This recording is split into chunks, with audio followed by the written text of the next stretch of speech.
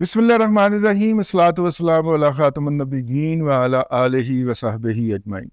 السلام علیکم ورحمۃ اللہ وبرکاتہ۔ آج کل سابق مشرقی پاکستان اور موجودہ بنگلہ دیش کے اندر ایک بحث جاری ہے کہ بنگلہ دیش نے اپنی جو ہے وہ دفاع کو بھی مضبوط کرنا ہے اور اپنی انرجی کی ضروریات بھی فراہم کرنی ہیں۔ ابھی پچھلے دنوں ہی ایک خبر ہماری نظر سے گزری کہ بنگلہ دیش کے اندر گیس کے بہت بڑے ذخائر جو ہیں وہ دستیاب ہوئے ہیں، جو آئندہ 5 سے 6 سال کی جو بنگلہ دیش کی ضروریات ہے اس کے لیے کافی ہوں گے۔ تو اس سے آپ اندازہ کر سکتے ہیں کہ وہاں پہ ایک تو ضرورت بہت زیادہ ہے اور دوسرے کبھی تھی ہی نہیں، تو وہ پھر جو دستیاب ہوئے ہیں ان سے یہ اس کو ایک بڑی خبر گردانا گیا۔ لیکن وہاں پہ جو بحث چل رہی ہے کہ اپنے دفاع کو مضبوط کرنے کے لیے ہمیں ایٹمی توانائی کی طرف جانا ہے اور پاکستان اس کے حوالے سے ایک بہتر پارٹنر ہو سکتا۔ یار ہمارے ساتھ رہتے آپ، تو یہ آپ کا ہی ہونا تھا۔ یہ جو ہم نے 87 جو ہم نے ہتھیار بنا رکھے ہیں اور 85 بھارت کے ہیں اس کے مقابلے میں، یہ ہم نے آپ کے ہاں بھی سٹور کرنے تھے میرے بھائی۔ یہ سارے 85 ہم نے یہاں پہ تھوڑی رکھنے تھے مغربی پاکستان میں۔ اگر آپ ہمارے ساتھ ہوتے تو یہ بھائی یہ آپ کے ہی ہونے تھے۔ چلے بہرحال ہم تو کھلے دل کے لوگ ہیں، ہم تو کہتے ہیں کہ اب بھی آپ کے ہی ہیں، لیکن یہ جو ہے نا اس جذبے نے ہمارے ساتھ کی بہت بری ہے۔ ہم نے سینٹریفیوجز بنائے اپنی ڈیزائننگ سے۔ یہ جو ہمارا گجرانوالا ہے نا، یہاں پہ پنکھے شنکھے ہم بناتے ہیں گجرانوالا گجرات کے اندر، تو وہاں کی جو مستری تھے ان کی مہارت استعمال کر کے ہمارے ڈاکٹر عبدالقدیر خان صاحب نے کچھ ڈومیسٹک سینٹریفیوجز جو تھے وہ بنوائے مقامی طور پہ، مقامی ساختہ، اور ہمیں اس وقت بڑا جوش آیا ہوا تھا۔ اور بینظیر بھٹو صاحبہ کے دور کے اندر جناب مرزا اسلم بیگ صاحب جو ہیں انہوں نے اپنے ایرانی بھائیوں کی ایٹمی پروگرام کے حوالے سے یا یورینیم کو افزودہ کرنے کے حوالے سے، انریچمنٹ آف یورینیم کے حوالے سے ہم مدد کرنے کی کوشش کی اور ان کو کچھ ڈیزائن دیے کہ اس طرح کی چیز آپ بنا لیں۔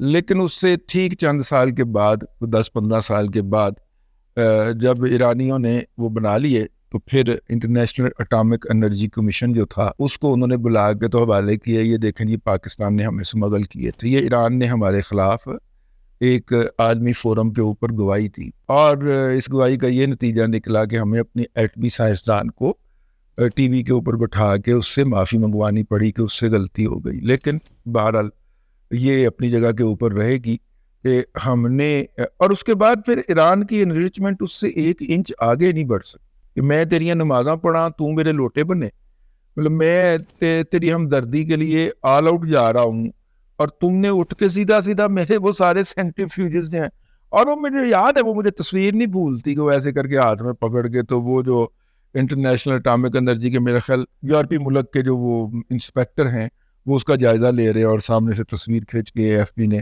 جاری کی، عالمی میڈیا کے اوپر چھپی، کہ یہ ہیں وہ چیزیں جو پاکستان نے ایران کے ایٹمی پروگرام کے لیے سمگل کی تھیں، ہمارے اوپر پابندیاں لگنے لگی تھیں، ہم نے بڑی مشکل سے جان چھڑائی تھی۔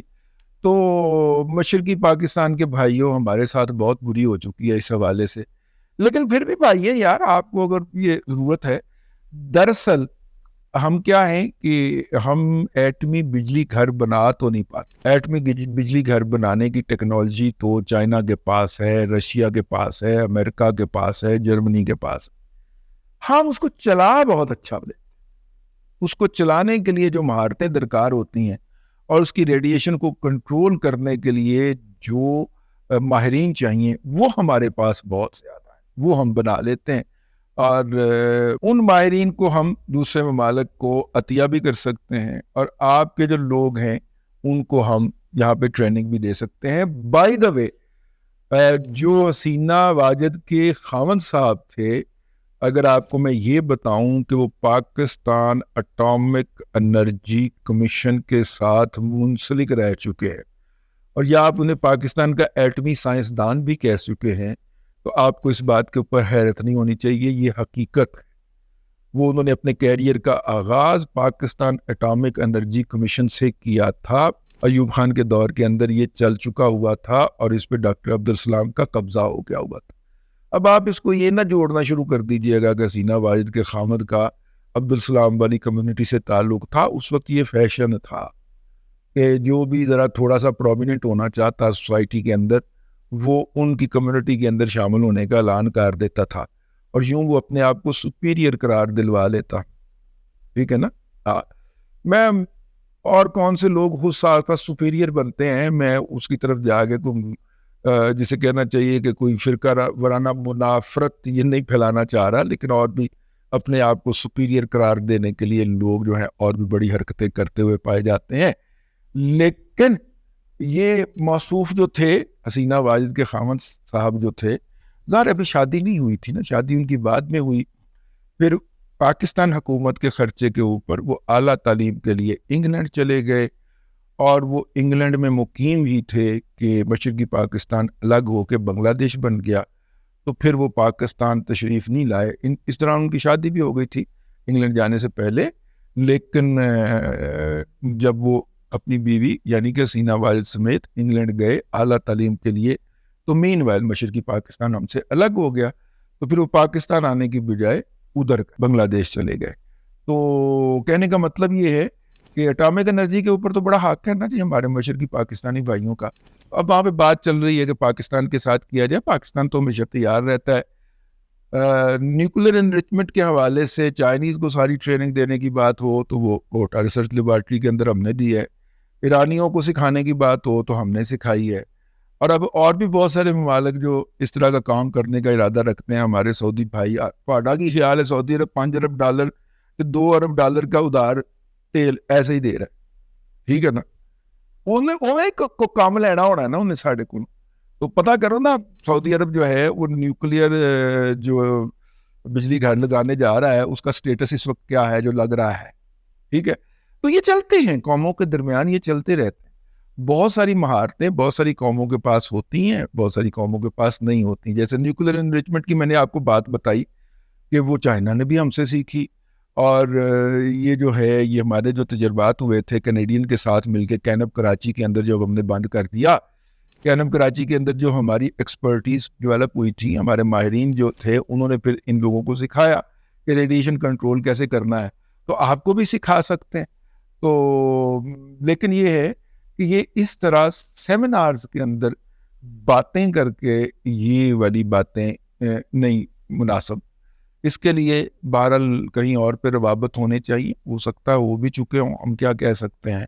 لیکن اس طرح کے نعرے لگانے سے نا ایک نقصان ہوتا ہے میرے بھائی, اور وہ نقصان یہ ہوتا ہے کہ جب آپ نعرہ لگاتے ہیں تو آپ کا جو دشمن ہوتا ہے وہ پوری طرح چاقو چوبند ہو جاتا ہے, آنکھیں کھول کے کان کھول کے بیٹھ جاتا ہے کہ اچھا یہ کام کرنے لگے.